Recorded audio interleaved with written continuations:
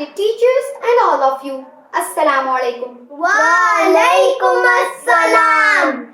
My name is Zara Zubair and I'm from Allied School Salman Farsi Campus. Today, the topic of my speech is teachers. Who are teachers? A person who teaches us even a single word is our teacher. A teacher introduces us to a new vision of life to make us as sharp as knife. A teacher is always a student's backbone to help every student become a better human being to make a society a better place to live. A teacher is always called the captain of the ship. This is because of them we can reach our destinations and fulfill our dreams.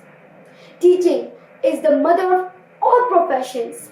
The architects made houses, the writer made poetry, the scientist made discoveries, but the teacher made them all. It's the teacher who identifies the spark in the children and make it fire. It's the teacher who sees a statue in the stone block. Do you know?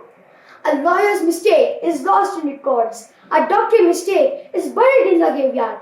But a teacher's mistake is reflected in the future. Great leaders and inventors are not born. They are motivated and inspired by teachers like you. Dear teacher, your inspiring words have changed my life. Thanks for making me what I am today. Happy Teachers' Day.